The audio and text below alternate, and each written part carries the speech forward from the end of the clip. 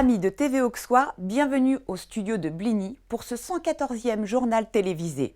Malgré un printemps maussade, l'été semble s'installer sur notre région et c'est tant mieux, car les initiatives individuelles et associatives sont nombreuses et variées, gustatives et sportives. Aujourd'hui, nous vous emmenons en navigation sur le canal, à travers les chemins des sources de l'Ouche, dans les cuisines du chef Guillaume Royer, en immersion dans une caisse à savon, à bicyclette sur les routes de l'Auxois et sur celles des Alpes avec notre ami Gérard Delalot, fondateur de TV Auxois, qui nous donne de ses nouvelles. Enfin, vue par vous, l'actualité mise en image par nos correspondants locaux clôturera notre journal avec l'agenda. Première étape de notre 114e voyage au cœur de notre région, le canal de Bourgogne. Invitation à une navigation à la fois bucolique et sportive en compagnie des plaisanciers de l'Association nationale des plaisanciers en eau intérieure. Une découverte initiatique et pleine de surprises pour Bernard, plus habitué au voyage océanique qu'au clapotis des eaux douces de l'Auxois. C'est un convoi, comme on aime les voir depuis les rives du canal de Bourgogne. 7 bateaux, battant pavillon français et étrangers, ont navigué de concert vers le point culminant du canal de Bourgogne.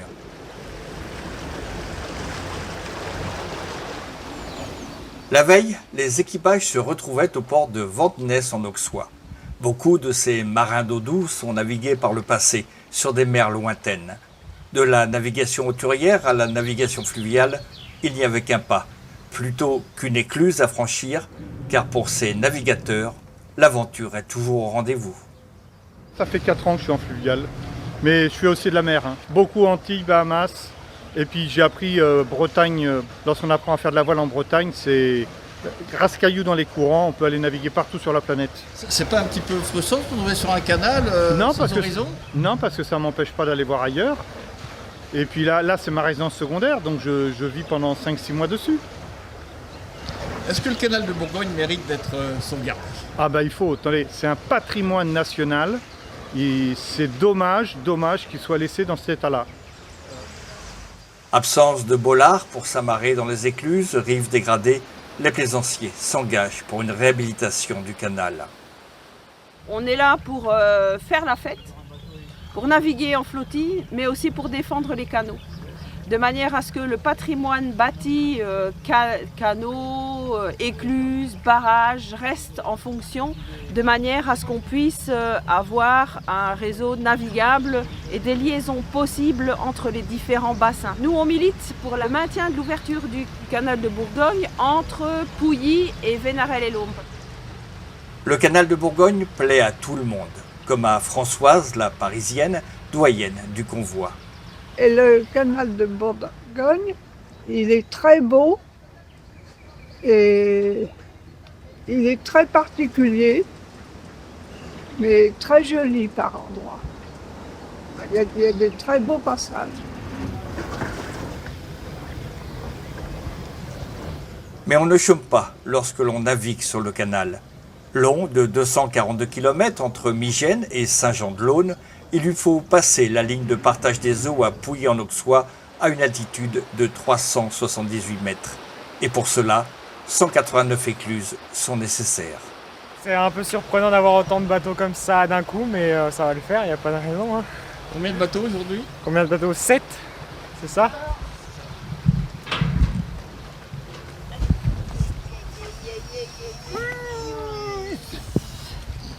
Elles sont bien équilibrées, t'as vu, Oui. elles s'ouvrent toutes seules l'autre. Merde, il pleut, il faut que j'aille refermer ma tout. Et bien sur son avant, que tu puisses débarquer par ton avant sur son avant à elle.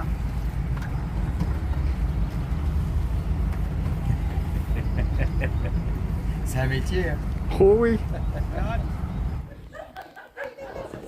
Le lendemain soir, tous se retrouvaient au port de Pouilly-en-Auxois, qui, pour l'occasion, n'avait rien à envier à une marina de l'Atlantique ou de la Méditerranée. Invitation à la fête, aux retrouvailles, aux échanges entre capitaines et leurs équipages.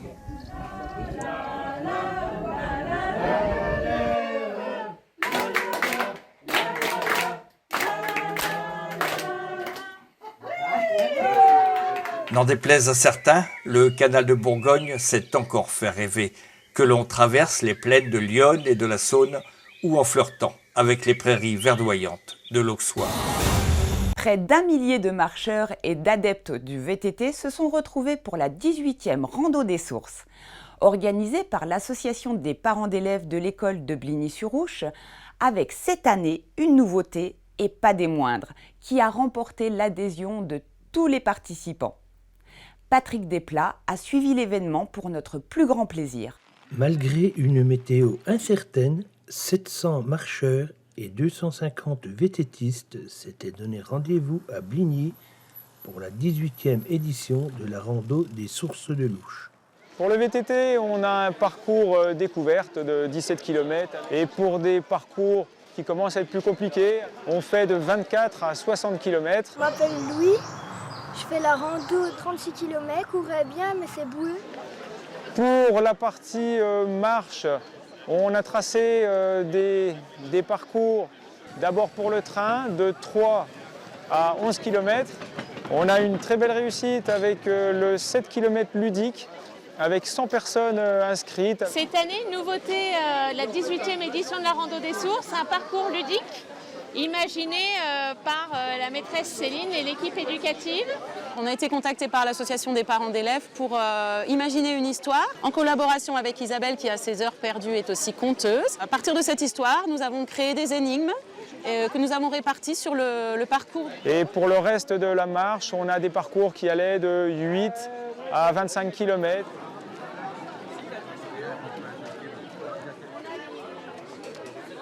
Un grand merci aux organisateurs et en particulier à Camille d'avoir permis de randonnée accessible en FTT, donc fauteuil tout-terrain. On a fait environ 30 km sur un parcours que nous avait préparé exprès pour nous avec des amis qui étaient en VTT. Normalement, on sera là l'année prochaine avec du renfort, j'espère, en quadrix.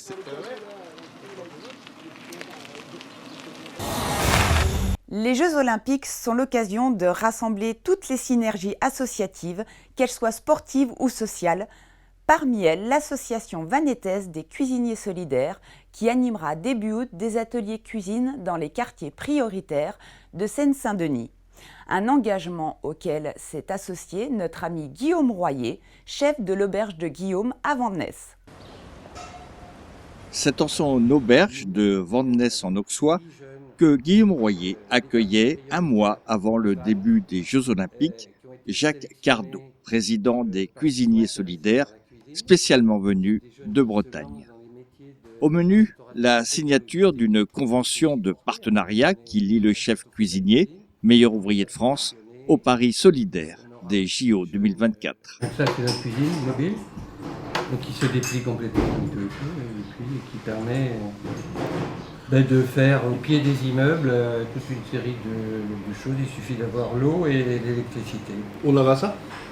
Il y aura ça, effectivement. Notre association a été créée en 2015 et elle a été créée pour lutter contre le gaspillage alimentaire.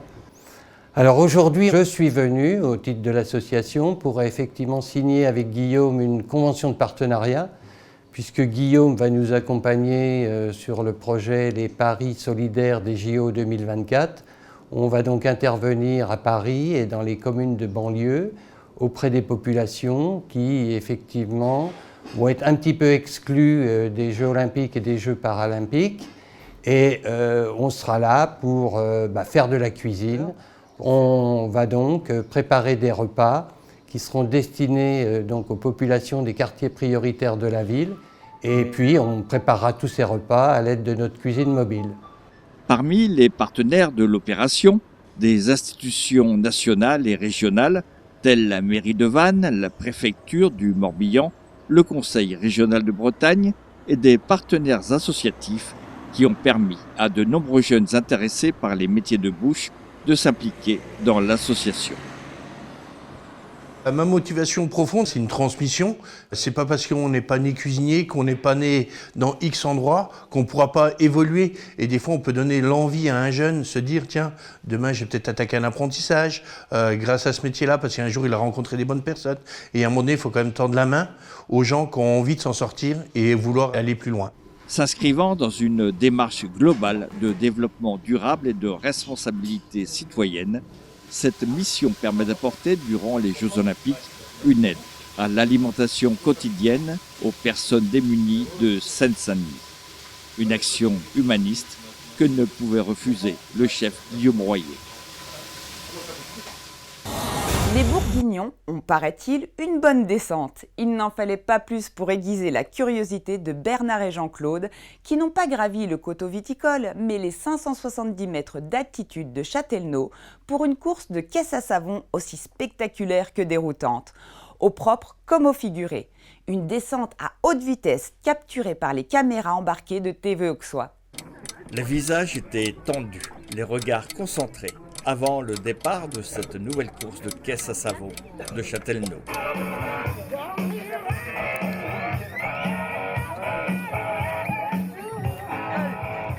La place du village prenait ce dimanche des allures de circuit de Grand Prix. Les bricoleurs de tous âges ont rivalisé d'imagination pour construire les 35 bolides en lice sous les regards d'une foule venue nombreuse.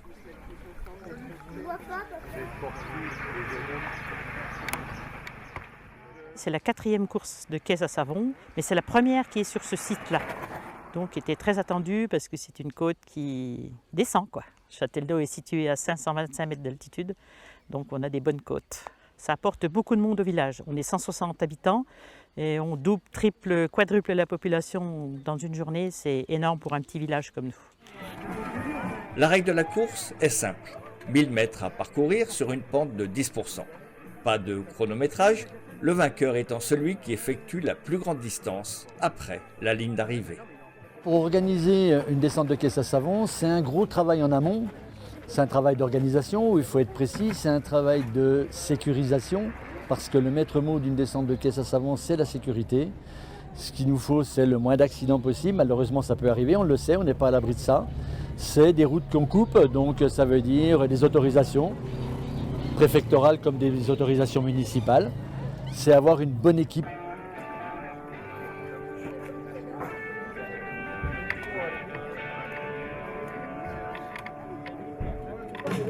Une équipe qui s'est montrée réactive et efficace lors d'un dérapage incontrôlé qui a valu à son pilote un accident à l'arrivée, heureusement sans gravité.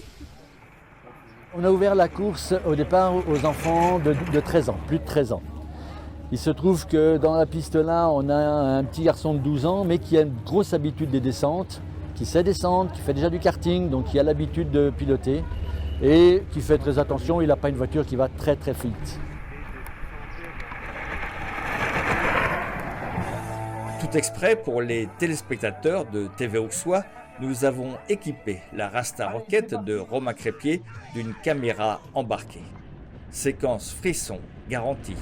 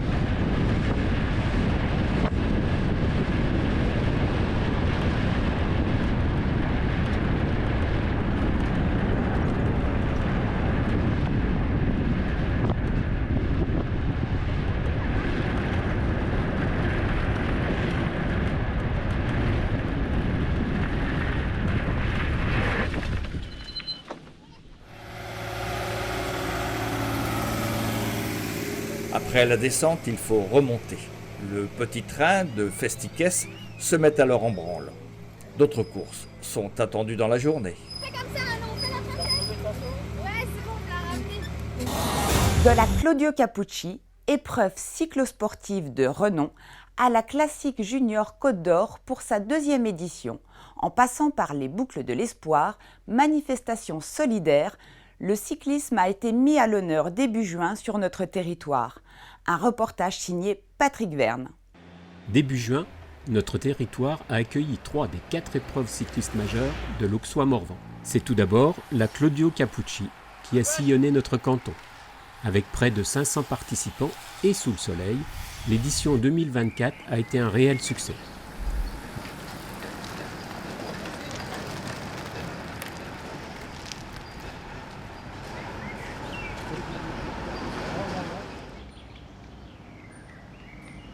Bien entendu, comme les années précédentes, la montée de la Madone et la côte de Châteauneuf ont permis une sélection impitoyable entre les compétiteurs aguerris et ont fait souffrir les adeptes du cyclotourisme de loisirs.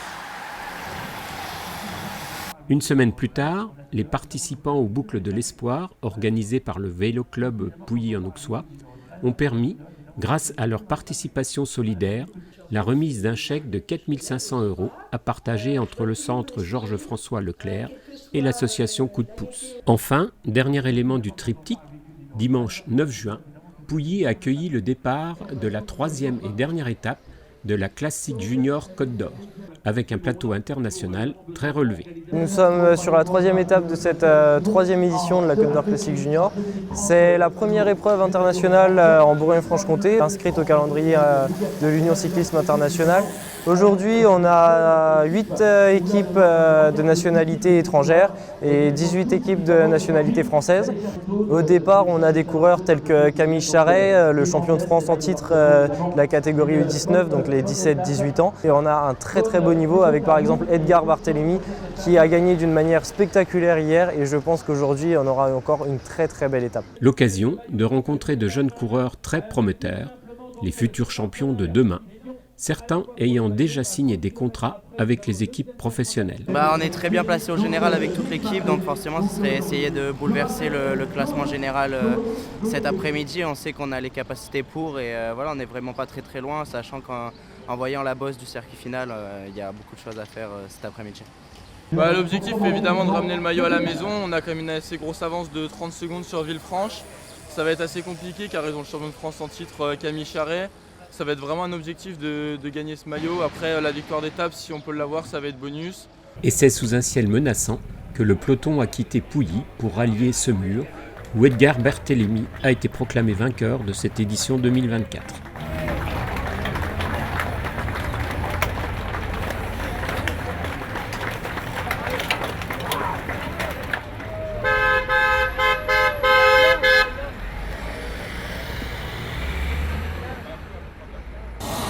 Il y a un an, Gérard présidait encore notre web TV qu'il fonda il y a plus de 10 ans.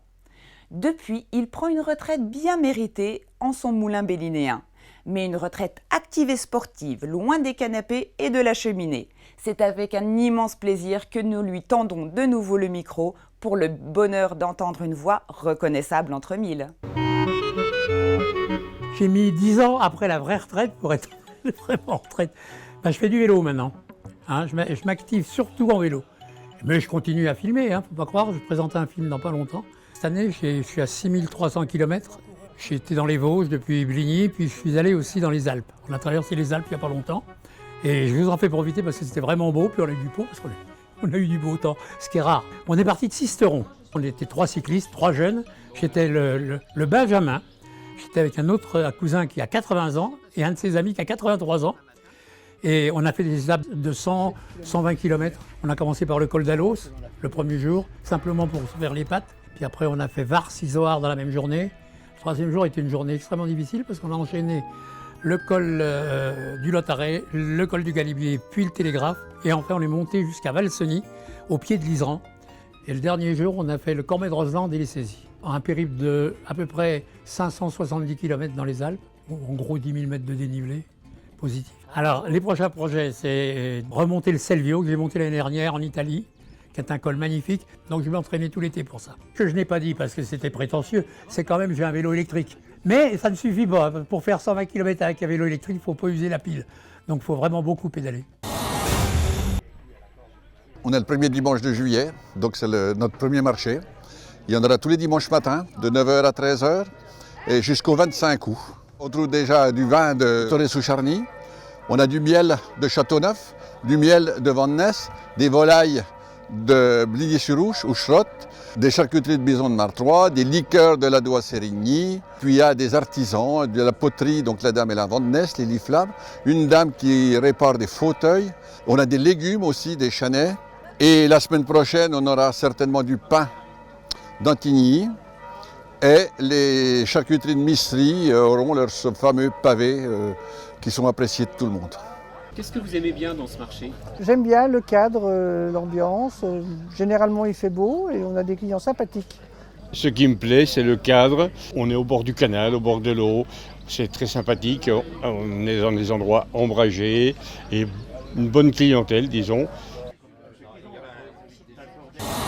Vu par vous, rubrique d'actualité capturée à travers vos objectifs. Que vous soyez simple témoin, responsable d'association, créateur d'événementiel, quel que soit votre âge, mais disposant d'un smartphone, l'antenne vous est ouverte. Envoyez-nous séquences et résumés écrits d'un sujet à l'adresse affichée en bas de l'écran, via un site de partage de fichiers gratuits tel WeTransfer.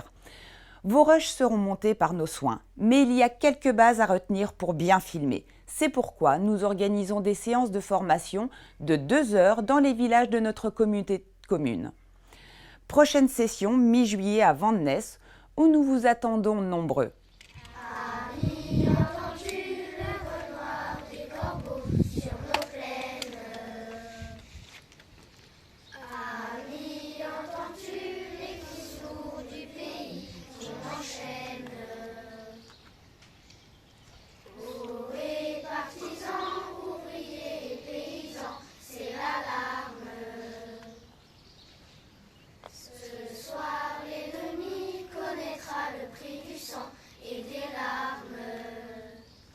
Relax, ok?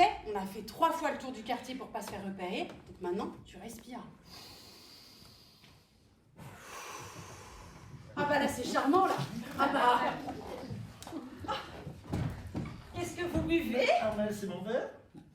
Ah bah, c'est pas bon, gardez-le, hein. Ah oui, mais c'est peut-être pas important pour vous. Mais alors, si ça peut aider la police... Eh ben, maintenant, puisque vous insistez, l'un d'eux avait une petite bedaine.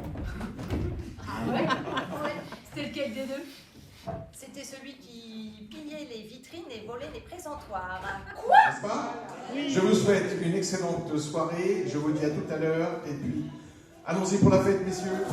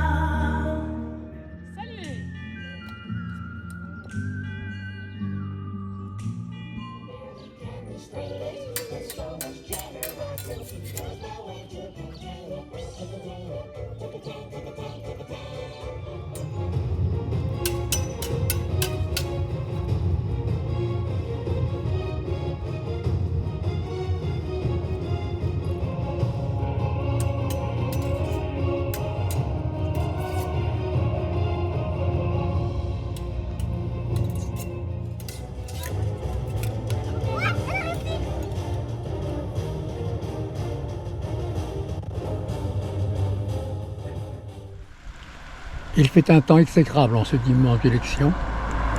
Il est certain que les pêcheurs préféreront aller aux urnes que d'aller taquiner l'agent halieutique.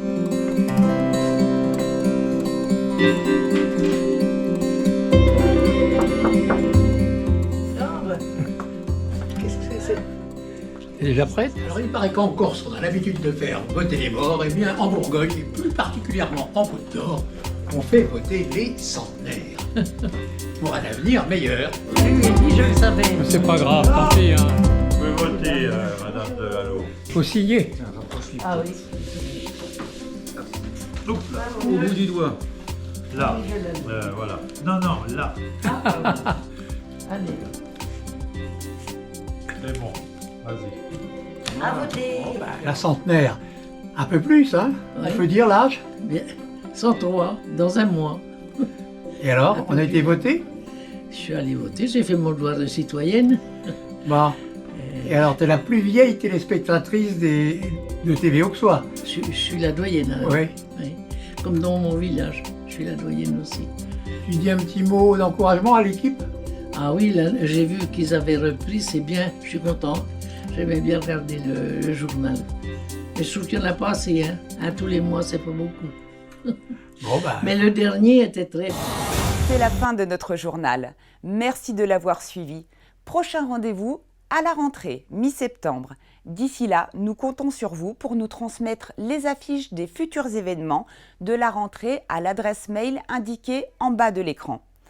Et nous comptons sur vous pour la rubrique Vue par vous. Bonnes vacances et comme l'on dit chez nous, à la revoyure. Bon, je te laisse, hein, je raccroche.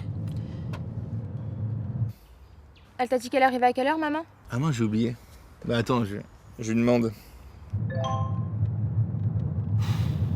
Elle m'a dit vers 15h. Et mon ballon? Elle a pris mon ballon? C'est quoi? Je la rappelle. Tu crois pas qu'on devrait la laisser conduire? T'as raison, ouais. J'arrête de l'embêter. Et si nous transmettions la bonne attitude au volant, ni appel, ni message, ni réseaux sociaux. Assurance Prévention, une association de France Assureurs.